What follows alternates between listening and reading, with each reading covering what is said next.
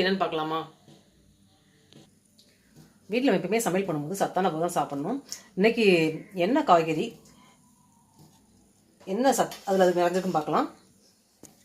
முள்ளங்கியில் தான் இன்றைக்கி சாம்பார் வச்சுருக்கேன்.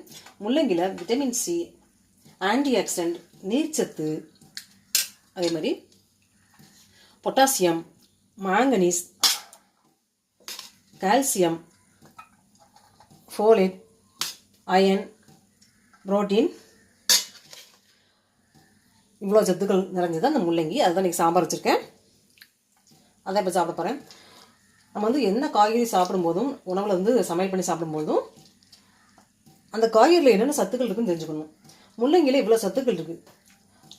இது சிறியவர்கள் பெரியவங்க அனைவரும் விரும்பி சாப்பிட்லாம். ஏன்னா டேஸ்ட் நல்லாயிருக்கும். நம்ம எப்படி வைக்கிறோமோ அந்த முறையில் வச்சோம்னா முள்ளங்கி சாம்பார் டேஸ்ட் நல்லாயிருக்கும். அதான் இன்றைக்கி வச்சுருக்கேன். அதுக்கப்புறம் பார்த்திங்கன்னா பாவக்காய்